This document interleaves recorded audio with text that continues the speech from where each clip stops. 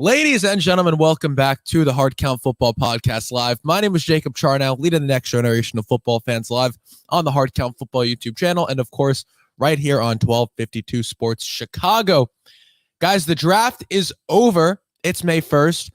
I'd say that was an incredibly exciting draft for a lot of teams. There was a ton of craziness. Anything that, and the amount of craziness that could have happened, that people could only imagine of happening in the first round, I would say it blew away everybody's expectations, right? In a draft class that a lot of people viewed as boring because, lack of quarterback, lack of hype around this draft class, it wasn't a quarterback draft, meaning people don't get as excited about it. But I would argue that it was even more exciting because we didn't know who the number one pick was going to be. So we didn't know who what the rest of the draft would look like. Teams were trading up, teams were trading down, and there was only one quarterback taken in the entirety of the first and second round combined. That's ridiculous. That is unheard of in today's day and age when it's a quarterback-driven league, when teams want to go out and get their quarterback. So I'm here today to break down with you some of the biggest draft winners and draft losers from this year, and kind of criticizing every team in the process. And to do that, of course, I need my boy Harry the Greek to come in here and talk about it with me. Harry, good morning, man. What's going on? How you doing?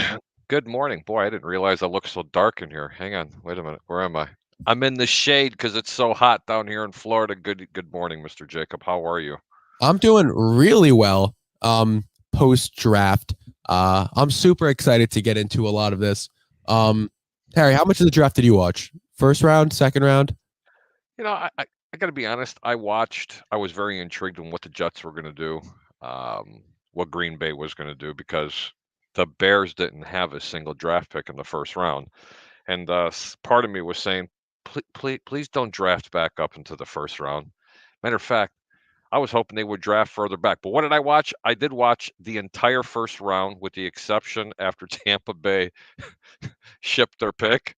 Yeah. And I decided to go click with the TV, and I went 7 up between the sheets. The second round I was at work, but I did have it on in the corner. Yeah, I guess we'll get into it. You want to start off with the draft losers or the draft winners? Oh, God. How do we start with that? I guess we'll start. I guess we'll go with the two teams that I have listed as this year's losers. I'll start off with the Chicago Bears. Okay. As one of my losers from this year's draft. I think they drafted a few good players. I really do. I really enjoy the pick. Kyler Gordon out of Washington. And they went with a safety also, right? Who do you remember that safety's name? Did they end up getting Brisker? They get the kid from Washington. Their first 2 picks were solid. I know they went with why. They got someone to complement Eddie Jackson, and the other and opposite of Jalen Johnson. I have no problem with those picks whatsoever. I thought they were good. See, here's my problem with those picks. It wasn't the fact that they drafted defense. It wasn't the fact that they drafted 2 good defensive players. It was the fact that they drafted defense at that point. This is a team that has a quarterback heading into their second year that they believe is their franchise guy, that they want to be their franchise guy, and they want to see take that big leap in year 2. And the only thing they've done for him is take away weapons, right? By getting rid of Allen Robinson and all that. I really can't see. I can't see a way that Chicago went into that draft not seeing receiver as a top priority in that second round. I really didn't understand it because I do, but everybody's going to speculate that. But I'm going to tell you right now, when the Green Bay Packers ended up taking the kid from North Dakota State, that kind of took the win. Then Chicago went, okay, we got to go to plan B here. We're going to address the defense. And I'll be honest with you, I had no issues whatsoever with the 2 first defensive picks. But all the pundits across the country are going to talk about how the Bears don't think that Justin Fields is a QB1. He's not their franchise quarterback because of that fact. But then again, look what Green Bay did. They didn't draft a wide receiver in their first 2 picks. They went strictly defense, Well, both from University of Georgia. A lot could be said for that, but I think they have faith in Darnell Mooney and Brian Pingrell if he's able to play. They also have a couple of other wide receivers, and I don't like the kid from Tennessee whatsoever. I think he's just a Dev. I think he's just a Devin Hester type of player, and I have to say that loosely because there's actual comparison saying this is Devin Hester 2.0. That's blasphemy. You never that shouldn't even come out of your mouth. That is blasphemous. I haven't used that button in a while. But listen, the Bears, it wasn't the fact that they took the defensive guys. I really liked the defensive guys they took, but you need to surround your quarterback with weapons, right? And it's still not too late, Jacob. You got to remember, there's going to be a lot of players that are going to be getting cut and everything. This was the time to do it. If you're the Bears, you had a chance to get another young receiver in the room, another young receiver that you wouldn't have to pay any money to because it would have been a second-round guy. And who were they going to take at that point? When they lost the kid from North Dakota State, who were they going to take? Sky Moore was still available, who was honestly one of my favorite receivers in the whole draft. I had the Chiefs taking him in the first round, and the Chiefs ended up getting him at the back end of the second round. So, this is that's an absolute steal. But we'll get into them. We'll get into the Chiefs picks a little bit later. The Bears, I think they needed to go with a receiver with one of their second round picks. I'm not saying they needed to go receiver with both of them or it's they needed overall. What did you think of the first 2 picks that they did make for the defense? In terms of the fact that if we're looking past the fact that they should have gone with a different position, I think those are pretty good. I think they were pretty good selections. I'm going to try and find the name of the second guy they drafted. It was a kid from Washington State, if I'm not mistaken. I know they went with Tyler Gordon. I'll tell you who it was. Yep. Uno momento, por favor. It was. Of course, I don't have it here. No, it was Jaquan Brisker. That's what I thought. They went with Brisker, who I love. I really like Jaquan Brisker out of Penn State. You do like that safety. Now, I think he fills that void at safety for a lot of years. That kid reminds me of a Mike Brown. Sure. So the Bear, but you can get as many stops as you want. You need to see development with Justin Fields, and you're not going to get it with him just throwing a lawn chairs all year. And he has the reality is he has one good receiver right now. And who's that? He has Darnell Mooney. He is one reliable receiver that he likes. If Pringle plays, you don't think he's going to be good? Moore, you don't think Moore is going to be decent? I mean, they're not superstars, but seriously.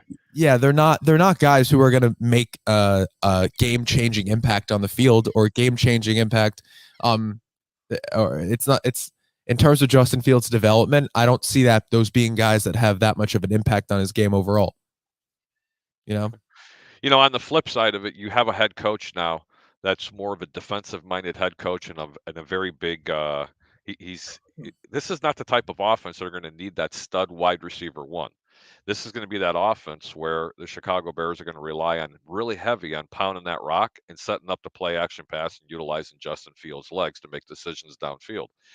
I at first thought it was a mistake that when the Bears didn't take the wide receiver, and I was kind of hoping for the kid from North Dakota State, but that didn't work out. But Jacob, you were correct. They could have drafted another wide receiver, but I have no issues whatsoever trying to revamp that defense and in getting them solid. And I'll tell you what would make them even more solid defensively is if they try to retain, and nobody has come knocking on Akeem Hicks' door.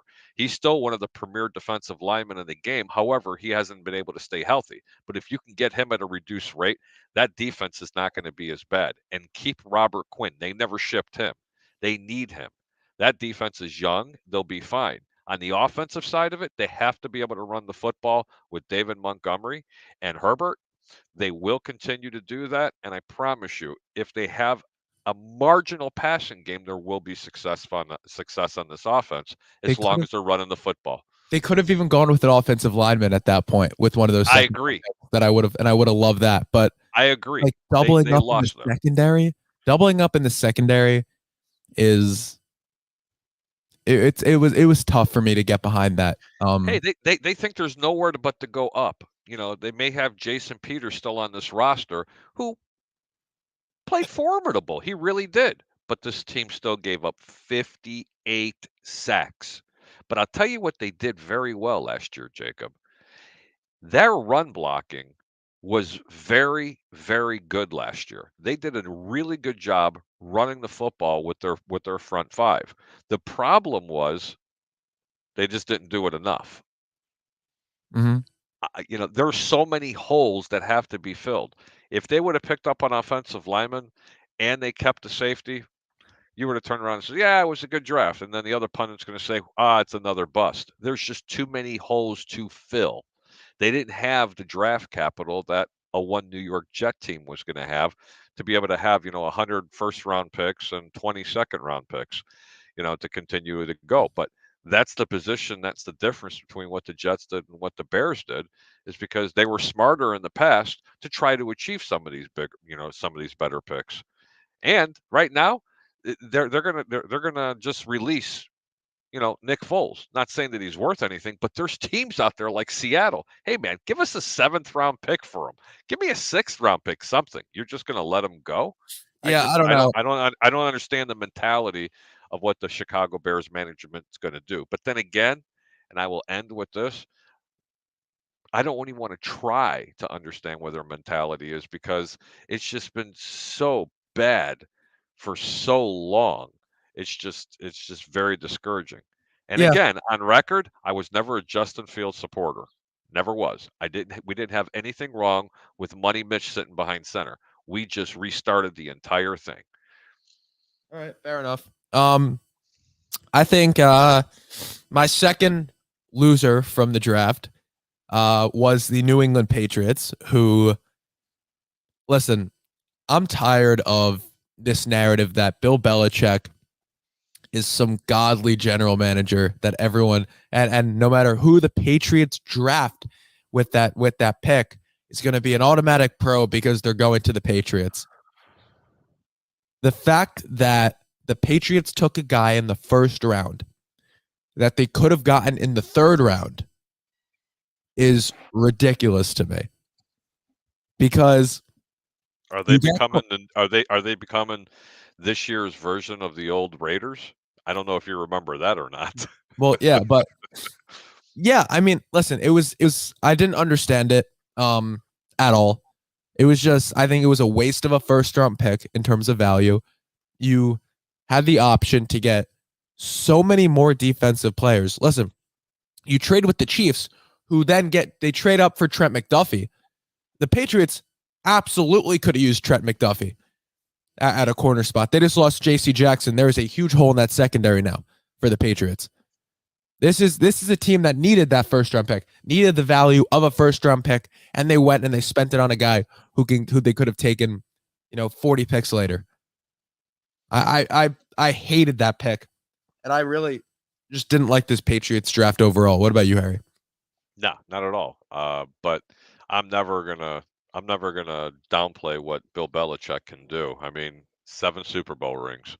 You're gonna have to give the guys some credit. Like him, love him, hate him. I mean, I'm sure you feel about Belichick like I do about the Green Bay Packers organization. I get it. Okay, I get it. But I didn't like their draft. You're right. I didn't even think the guy was going to be a 3rd round pick, let alone a 1st round pick. I thought he was going to be more like a low 3rd round, maybe even a 4th rounder. But they see something in him that's going to fill a need for this team. And you got to remember, that defense is going to play very, very, very well this year. And does Mac Jones have a sophomore slump?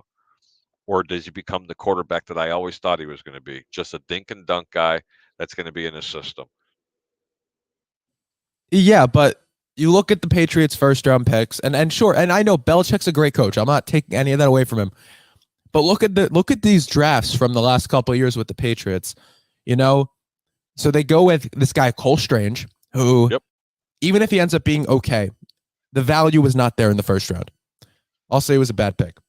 Who would you have taken at that position? Because you were I would have really I would have stayed at 21, taken a Devin Lloyd. I would have taken a Trent McDuffie, who was still there. There was a lot of players there that I liked. But don't they currently have a team member that's just like a Trent McDuffie? I mean, No, was it really a need that they needed at that point? I mean, was it something that they needed? I think they definitely needed help in the secondary, especially when you look. Listen, the Jets did it. The Jets answered the other AFC East teams bringing in receivers. They say, you know what, we're going to bring in a lockdown corner. The Patriots, they see this happening. They let their star corner walk to Los Angeles. It's they don't have anybody right now at that corner position that I trust can be a lockdown guy that can lock down Stephon Diggs, that can lock down Tyreek Hill. You know, and the reinforcements are coming for the Jets too, right? Because now Elijah Moore, Garrett Wilson, all those guys, the Patriots are going to have to guard all of them, all these receivers. They don't have that one guy to do it. I can't see it happening. They could have gone with a linebacker, really, with Devin Lloyd, who I think is great. The Jaguars ended up getting him at 27. This Patriots draft, they clearly, the value was not there on their picks at all. Clearly, you're absolutely correct with that, and I can agree. When teams have really, really good defenses and you're facing one really, really good wide receiver, like when the Bears had just Allen Robinson, it was pretty easy just to shut him down because you can double him and leave single on the others. When you have two really good wide receivers, like a 1A and a 1B, you're now trying to lock down with two single corners. But when you have three wide receivers and you don't know where the ball is going, that forces a lot of teams to play zone and it gives up a lot of yards. So you're absolutely correct with that analogy. And no, they do not have a shutdown, lockdown corner. But then again, the New England Patriots have always relied on man coverage. They better get pressure on the quarterback with the front seven, or it's going to be a long season for them. Very good observation. Yeah. I guess we'll move into our draft winners now. We'll start at the top. My number one draft winner by far is the New York Jets. Not Detroit, huh? Not Detroit, but Detroit's on my list. I think the Jets had the best draft. Getting my number one corner and kind of the consensus number one corner in this draft with Sauce Gardner. I thought it was a toss-up between Sauce and what's the other kid's name? And Stingley, but Stingley wasn't even there for him. Stingley wasn't even there for him. But I've always been on the Sauce train. So you get Sauce. Then so is everybody going to be bringing Tabasco sauce to the Jet game to throw them on the field? And then at pick number 10, you get lucky enough that the Falcons go with Drake London. And you get Garrett Wilson at 10. Who he was the consensus number one wide receiver in this draft. And then the moment it happened, I went, this is going to sound good. Wilson to Wilson for 6. Yep. And then somehow, some way, Jermaine Johnson, who was a guy who I had the Jets, they could have taken him at 4. I thought the Jets could have taken him at 10. He falls all the way into the late 20s, the mid 20s. And every pick that passes, I'm like, what's wrong? There is nothing wrong with Jermaine Johnson. He's just a little bit older than everyone else, which I don't care. What, he's 24 years old, right? By the end of his rookie contract, he's 28. Okay, fine. Right? These players are playing into their 30s now. Yeah, I get that. But however, with that being said, there has been a track record of players coming in at an older age that just don't pan out correctly. I know there's been quite a few. I just can't think of them, but I can't remember in recent memory that a late bloomer has really been successful in the National Football League. It's far and few in between. Even if you use him for 4 years, right? Even if you only keep Jermaine Johnson there for 4 years, but what's the use? What's to keep him there for 4 years, and then say all of a sudden he turns out really good? You're going to get rid of him? No. Then you keep signing him. But if it's 4 years and you say, all right, well, he's not that good, then all right, great. You got him at 26. You got him at the back end of the first round. You know, he was the number 3 edge rusher. I said it before the draft. I think he has a chance to be the best edge rusher in this entire class. I do. His skill set fits perfectly into Salah's defense. It fits perfectly. He's the perfect fit alongside Carl Lawson. And now all of a sudden, right, you look at this Jets defense and there's few holes, right? You look at this pass rush, right? Look at the guys you have going towards the quarterback here. You get Carl Lawson, who is coming off that Achilles injury, but he's every injury he's had, any major injury he's had, he's always come back just as good. So I'm not concerned about him. And he's not going to have to carry himself, right? It's not like he's going to have to do all the work because you have Quinnen Williams, right, who's a top pass rushing D tackle. You have John Franklin Myers, who's going to move inside. You have Sheldon Rankins, and now you have Jermaine Johnson. And you have that guy, Jacob Martin, who they signed in free agency from the Texans, who's young, and he's pretty good. I'm not saying but a lot of things still have to happen. Okay. Number one, they need to gel. Okay. It has to be the correct player for the correct scheme. You know that. I know that. Are they going to be a much improved team? Yes, but so did every other team in that division. I wouldn't get too excited yet. You're going to have to see what's going to happen in OTAs. Let's see who's going to stay healthy. Let's look what the preseason looks like, and let's just see what kind of scheme they're actually going to run. Are they going to run any kind of wrinkles? Because let me tell you something. That Jets defense did not look good at all. No, they were terrible last year. But you're not going to save a season just by a single draft. That means you'd have to hit on every single player that they've drafted or acquired defensively. I'm not trying to put a Debbie Downer on you. I'm just trying to say, hey, man, got to slow your roll just a smidge, because in year two, those players that didn't play as well are going to be better. Now it's their job to bring in the defensive players, including Sauce. You're just not going to put Sauce and go, here you go, put him on an island and say, go cover Tyreek Hill. That ain't happening, because you're going to kill that Sauce's confidence really quick. Mm-hmm. It'll end up being a broken Tabasco glass. No, but they're going to be good. Huh? The Jets, that you look at this Jets team now, right? And on top, if you look at every position that they drafted, they have a guy there that's a veteran that's going to teach them, right? That's very possible. So I love that they did that. I love the Garrett Wilson acquisition. I love the Jermaine Johnson stuff. Sauce, you're right. I don't think he's going to be. They're not going to put him on the wide receiver one right away, but they got a guy for that. They got DJ Reed from Seattle, who's coming off a career year and just got paid a nice bag. And he's going to. And you look at this Jets corner room now, a unit that last year, if you had one of those guys go down, now all of a sudden, like we're playing with some really bad corners.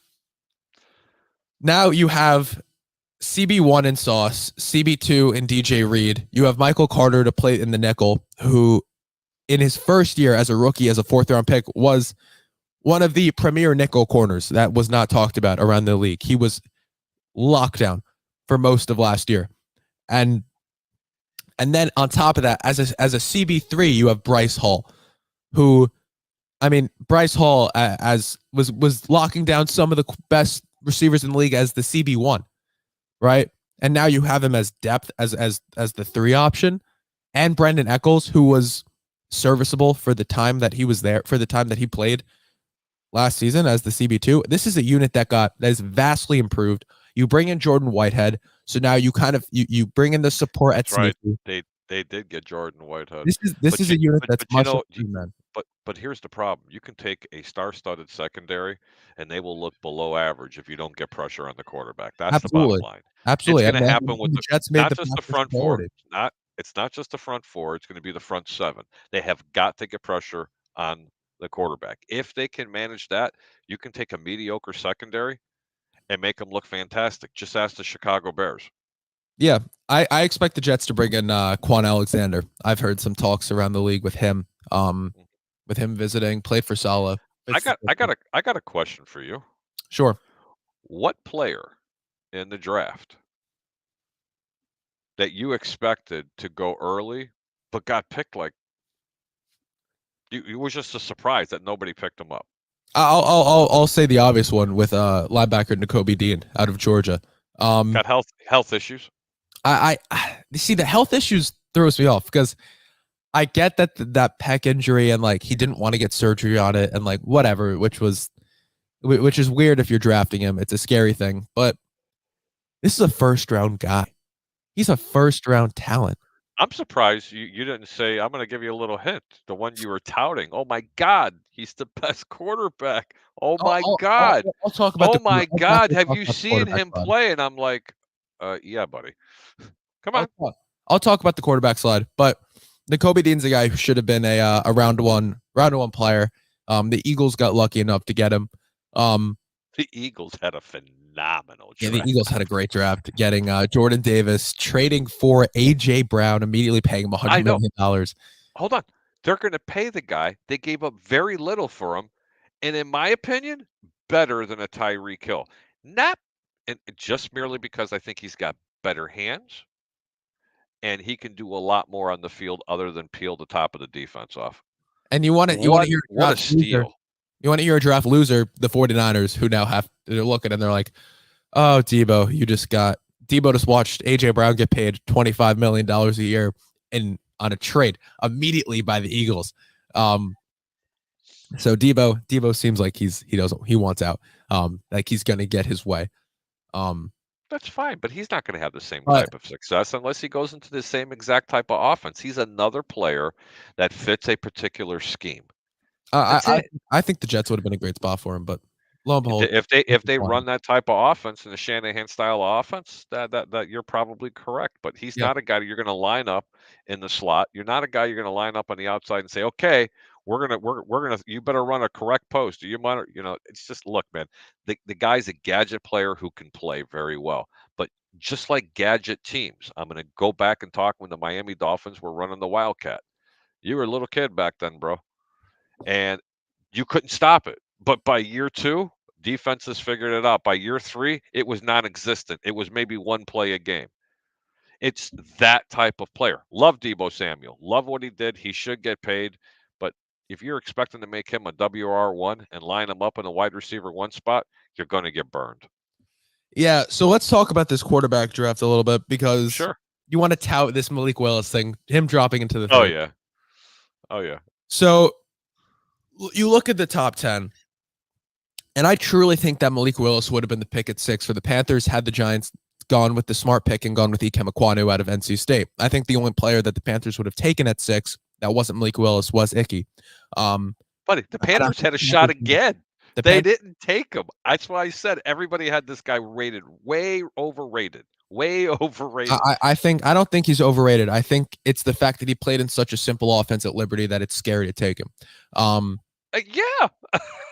But this is a guy who, I'm telling you, man, the Titans end up getting him in third. That's going to be maybe the steal of the draft. Getting him in the third. Let him learn. Let him sit behind Tannehill, a guy who's been around the league, a guy who's played in playoff games. Get him and as soon as I love that they're comparing him already to Steve McNair. What are people smoking? As soon as he comes in, he gets arguably the strongest running game in the league, along with one of the most now dynamic rookie wide receivers in the league with Treylon Burks. And now that Tannehill decline that we've talked about, that we saw last year during the playoffs and towards the end of the year, right? Now, if that continues to happen, now I believe as soon as you get him in a good system with a good coach like Mike Vrabel and a well-run organization, this is a kid who has all the confidence in the world, and he can absolutely take that next step forward and develop. Year 1? No. Okay, good. Not in year one. But I'm telling you, this is he has the arm talent. He does. You see the arm talent there. There's no doubt, and he has the legs. He's a dynamic player. You know who else played in a very, very simple offense in college? Josh Allen. That Wyoming offense, very, very simple. He comes in, he gets well coached. He develops into this great quarterback now that we see in the league, this dominant quarterback. But I've seen Josh Allen be a much better pocket passer. Okay, I've watched. We have no idea what Malik Willis is going to look like in terms of his pocket passing. Malik Willis, I'm gonna give you a real quick rundown what I think he's going to look like, even when he breaks in the league. He is going to make irrational decisions and want to take off with his legs. You are correct. He has that great arm talent, but there are no teams in the National Football League that are going to give you 4 and 5 years to develop. Sorry, It's not a thing of what it was. No, That was yesterday. That was when Aaron Rodgers sat behind, Brett Favre. They don't have that type of patience right now. The no, teams I don't just think they're don't going to give have him that. 3 years. I think it'll be, even if it's just 1 year, I think by next year Malik Willis will be the starting quarterback in Tennessee.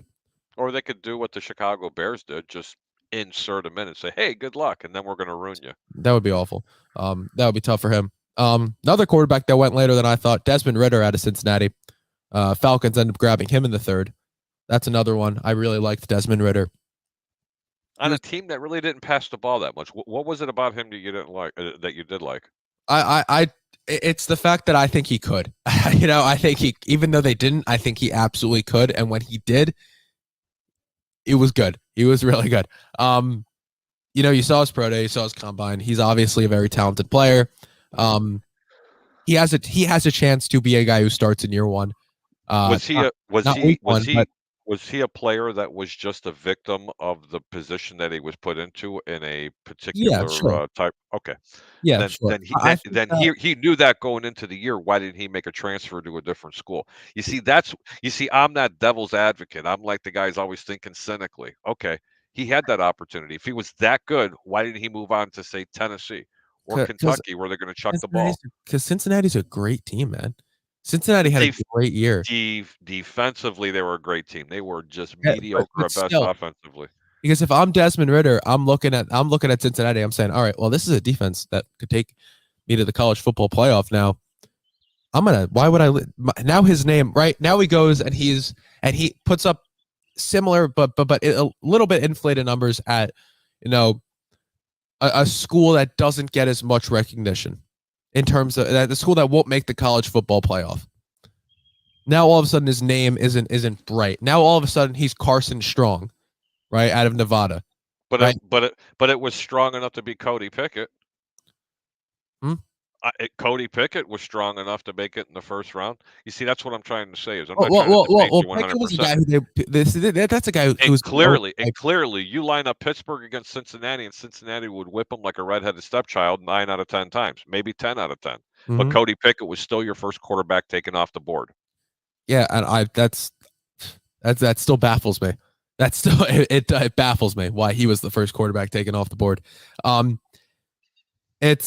I'm telling you, the Falcons got a guy who, and he's in the perfect situation. You look at the weapons that the Falcons have: Kyle Pitts, who's 6'7", Drake London, who's 6'6", and you don't have to be that accurate. You just have to throw it in the general area. Just throw it. I got it. Yeah, you don't have to throw it. You just have to. Hand comes up. There it is. Of Kyle Pitts or Drake London, and they'll go up and grab that football, which I think is a perfect thing for Marcus Mariota to begin with, and I think it's perfect for Desmond Ridder, who's similar. He reminds me kind of a Dak Prescott, honestly. Really? Mm-hmm. The way he plays. Really? He'll stay in the pocket, but he'll use his legs if need be. Does he have that kind of speed? Yeah, he's good. He's good. Wow, not speed. Does he have that kind of size? Is what I'm saying. Size? Yeah. Oh yeah, size is there. And we'll move into some more draft winners for me. Sure. Who are they? Teams. The Baltimore Ravens had a great draft. Kyle Hamilton, Tyler Linderbaum coming out of round 1. Probably, top player at each of their positions. Hamilton was the best safety. Linderbaum is a 10-year, 15-year center for them. I don't care about. People are talking about he's got short arms. I don't care. He doesn't. Whatever. You're looking too deep into it if you think that. And this is a kid that's going to be an absolute stud. And far and away the best center in this draft, and maybe the best center I've seen in the last 5 years. Not the kid from Iowa State or Iowa. What was his name? Linderbaum. Linderbaum was the kid. Yeah, that was Linderbaum from Iowa. That was him. He was the best center in the draft. I don't care about the short arms because you can't extend this far. Yeah. No, get a little closer so I can hold you. Refs won't see it. Yeah, exactly. So the Ravens had a great draft. They had a lot of pieces, both offensively and defensively. They still need a quarterback, and they got rid of they fleeced the Cardinals with that Hollywood Brown trade. So the Cardinals for the draft because they. What was the best first rounder for Hollywood other than Hollywood Brown getting traded? What was the best move? It could have been a team trading back or trading up, what was the best move you've seen thus far? I mean, besides the AJ Brown trade, Yes. I think it's the Jets trading up for Jermaine Johnson. I think them jumping back into the first round is probably the best move I saw. All right, other Also. than the Jets, because you're a homer. And the Jets jump up and they grab the number one running back in the draft in Brees Hall, who's if there's who by the way just made that team so much better because he can he's catch so a football good. and run. But let's forget about the Jets. Other than the Jets, other than Hollywood Brown, who had the best move? It could have been a trade. It could have been anything. The best move. Okay, I'm gonna go with something weird here. Okay, the best never, move never weird. is the Packers not drafting a receiver in the first round. Oh, I would have loved to have been a fly on the wall and look at Aaron and Rodgers' face, but they made up for it in the second round because This is why, and here's why. The Packers get two absolute studs on defense at 22 and 29, at 22 and 28, with Quay Walker and Devontae Wyatt, both out of Georgia. Both of them really, really solid players. They really boost. They truly boost this defense. And then heading into the second, they were aggressive and they trade up and they grab their receiver at one of the top receivers in the draft overall for me. He was a first round level receiver that they got in the second, and they were aggressive and got their guy in Christian Watson from North Dakota State. He is going to be an absolute dog in Green Bay, especially with Aaron Rodgers throwing him the football. I promise Aaron Rodgers is going to get comfortable with him real quickly. Yeah, I agree. I agree. They did jump ahead because I still firmly believe that Chicago would have taken him. Yeah. Oh, yeah. I If think it he would would have have gone gone. to the next 3-4 picks. Yep. Yep. And then What was the worst move you've seen? We're talking about the worst draft, but what was the worst move that you've seen? The worst move I saw? And it could be the team moved up. They actually got a good player, but gave up too much for him. Who was it? I'll say the Vikings trading back. I think the Vikings trading back 20 picks in on you know what? This was an underrated move. That went under the radar. First one I loved was the Saints trading up to grab Chris Olave at 11. What I hated was the Commanders the Commanders on the other side of that deal trading back to 16. Because Chris Olave is there at 11. He's there. You want to grab a receiver if you're Washington, take Jameson Williams, take Chris Olave, take the guy on the board. Instead, they trade back 5 picks and get Jahan Dotson, who I like, but is not nearly as good as an Olave or a Jameson Williams. The Saints, I want to talk about this because this is something I was saying for a while. The Saints getting Chris Olave might have been the best move that they've had all offseason. They get a guy, Jameis Winston has a huge arm, and they get him the perfect deep threat for week 1 to complement Michael Thomas in this offense. Chris Olave has a chance to break out week 1, year 1 with Jameis Winston's arm. Look out for him. I'm telling you. He's going to be a monster. Okay. Do you have a certain move that you're thinking of? A worse move that you saw? Honestly, I thought the Bucks trading back, in my opinion. I forgot who was on the board at that time, but they really had somebody. But the win really got taken out of their sails when it was the team right before them. Who did they pick up and they were coveting? They could have gone after Devontae Wyatt. Okay. They could have grabbed him. They could have grabbed Devontae Wyatt for sure. Then they should have. I thought the Bucks trading back out of the first round was ridiculous. They didn't really get that much in return for it. I think there was a lot of really special players sitting there. I think with the uncertainty of what's going to happen with Chris Godwin, even though you retained him and signed Chris Godwin to an extension, he's coming off that ACL injury and he may not even be ready to go for week 1. And then of course the loss of Antonio Brown. I think that they could have picked up another really, really good wide receiver down in the first round. I mean, I don't know what your thoughts are, Jacob, but that's mine. Yeah, And that's not really a star-studded move. And you're right, Minnesota moving 20 spots back, yeah. but I just thought it was shocking. I think the Tampa saying, Packers. we're still the Super Bowl favorites. Yeah, We no. can afford to move back. Whatever. You have Mike Evans, who's getting over the hill. Very, very, very good wide receiver, but is starting to get over the hill. He's not that same dynamic receiver that you once seen, and he's very injury prone, unfortunately. And I love Mike Evans.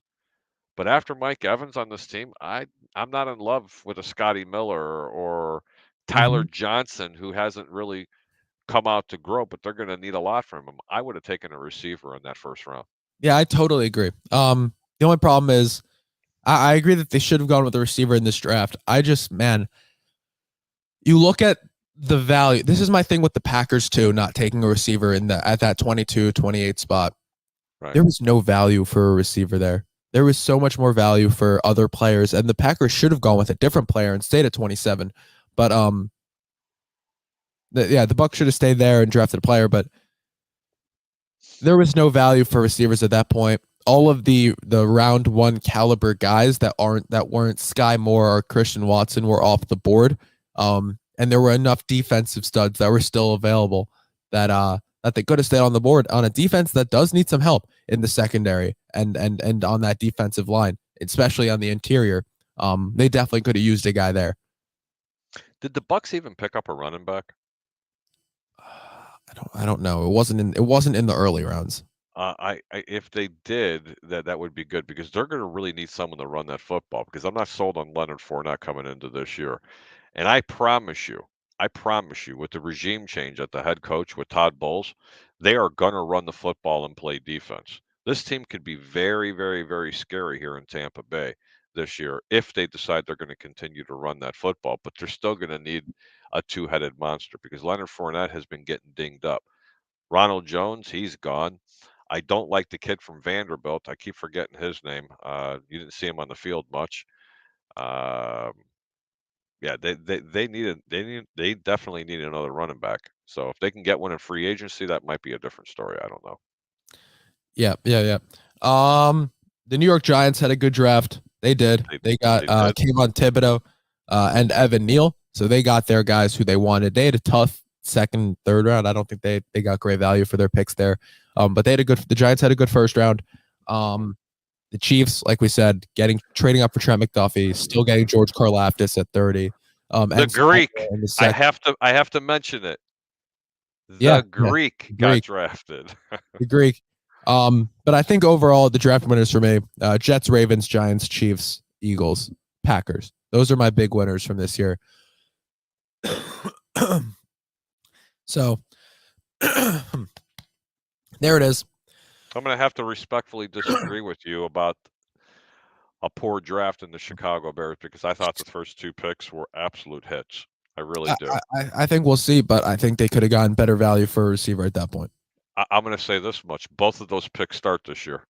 Yeah, they'll start, but they'll be on the field a lot. They'll be on the field a whole lot because I don't think this offense does much coming into this year at all. No, I'm not expecting much of it, but I will tell you one thing. They'll run the football and they're going to play some defense. And whenever you can do that, you're going to be competitive. Yeah, sure.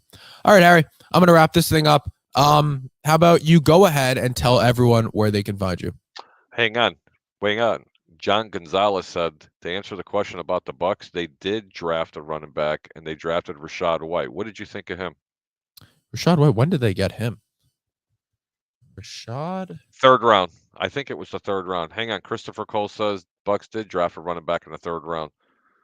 Third round pick. That was smart. Rachaad White. Thanks, Chris. Thanks, John. Of Arizona State. So I don't know. I don't know a lot about him. I didn't really get into the third round backs. I kind of stayed. Most of your best running backs that are drafted come after the second round. They really do. They become the most productive. They really do. It doesn't cost as much. They're playing for their lives. I mean, everybody can have the Saquon Barkleys and Ezekiel Elliott's. Once you paid Ezekiel, you remember this? Well, his stomach, he doesn't wear that jersey above his ribs anymore because he went from a 12-pack to a no-pack. Well, Breece Hall, Breece. I think I love that pickup with Yeah. Breece Hall, man. I think Oh my Breece Hall God. is going to be an absolute stud. I think he's that early round guy, because then you have Yep. right. You do have the late round running backs, but then you also have the early round guys like the Christian McCaffreys, like Yep. those guys who do blow up and are worth that money that they're paid. So, yeah. All right, Harry. I'm gonna ask. We're good. We got only one troll in the comments talking, so But you got a whole bunch of good people. You got Chris Cole out there. You got your Chris boy Cole. Hump Day. Well, we read all those other comments, so we're I good. know, but Chris Cole, Troy Polamalu, love Troy because he tortures you. I don't love him. Brings nothing for my show. I'll go ahead, Harry. Thanks for joining me here. I'll go ahead and promote yourself. Absolutely, Jacob. You can catch me sometimes either Monday, Tuesday, Wednesdays on the Sports Web with host Peter Blake. But you can always find me on Friday nights, 9 p.m. Eastern, 8 p.m. Central on the Over Under. I'm your host, Harry the Greek. I'm on 1252 Sports Chicago. And on Sunday mornings, right here, sitting outside in this beautiful Florida weather all winter long, right here on the Hard Count Football Podcast. Jacob, thank you so much for having me on, and have a great day. Yes, sir, man. I'll talk to you later. Peace. All right, guys, and with that, we're going to wrap today from the Hard Count Football Podcast Live. My name is Jacob Charnow. Thank you so much, everyone, for joining me today. Special thanks to Harry the Greek for coming on. Be sure to check him out everywhere. Check out his show. Check out all his appearances everywhere. Go follow me on Twitter, at Jacob Charnow, Instagram, at Hard Count Football. Subscribe to Hard Count Football. Check out the Hard Count Football Podcast Live every Sunday morning right here at 9 a.m. Eastern, 8 a.m. Central. And check it, subscribe to Hard Count Football. Check out all the other shows from 1252 Sports.